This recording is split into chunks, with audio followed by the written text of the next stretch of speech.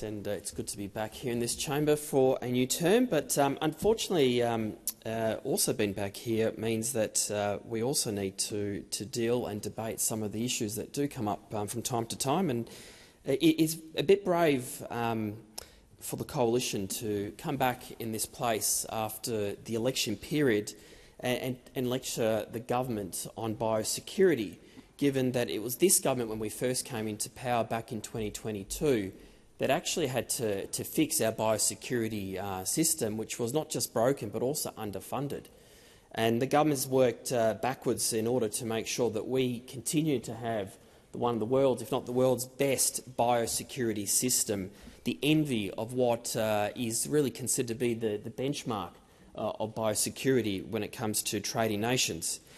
But like many in this place, I too am very passionate about Australian agriculture, very passionate about our meat industry, very proud to be chair of the Red Meat Friendship Group with Senator McDonald in this place about promoting our quality beef.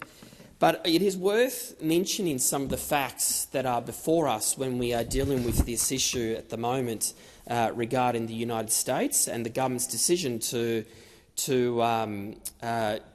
deal with the US around the importation of US beef. But I just want to lay out a couple of facts before us, just to be absolutely clear about what we are dealing with. When the Liberals and Nationals were in government, they absolutely did nothing to change the rules around importation. Absolutely nothing. Beef from the United States has been able to be imported into this country since 2019, when those opposite were in government. The US Beef Imports Review has been ongoing for some time now, and as the Minister had explained, I think close to a decade. And it's undergone a very rigorous science and risk-based assessment for almost 10 years. The decision by the Federal Department of Agriculture, the Australian Department of Agriculture, has been undertaken in the same way that we deal with any other matters when it relates to market access here in Australia. And it's important to understand that Australia, as an island nation, 1 in 4 jobs are reliant on trade, and our cattle industry has significantly benefited from this. Aussie beef has had back-to-back record-breaking exports every single year, and it's worth around $14 billion. It's also worth noting too that on the back of all that the reason why we're in this situation today is because of the free trade deal that we have with our great friends over in the US.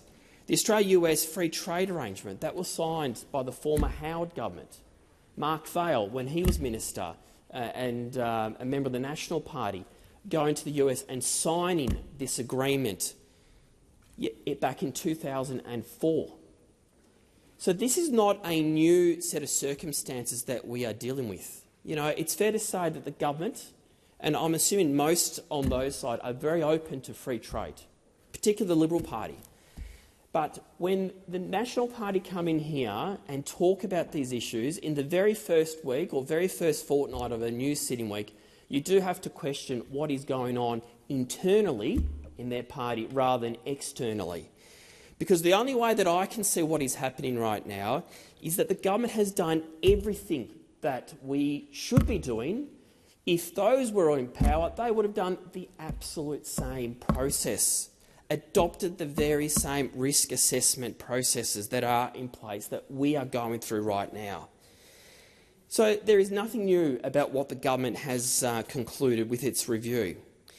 It's also worth noting too that a number of key bodies in the industry, like Meat and Livestock Australia and others like Cattle Australia, have also been very supportive about this process, acknowledging that Australians, to be frank, are more likely to still buy Australian beef because we have such a strong supply of the quality produce here in Australia that whatever may be imported from the US may actually not be able to penetrate such a very strong market. So the concerns that are being articulated and vented by members of the National Party, quite frankly, will not fly very far. And that is why the government is backing the scientists and backing the department when it comes to the review that is being conducted by the Department of Agriculture and all the officials that have been working on this process Senator for the last Ciccone, 10 years. your time has expired.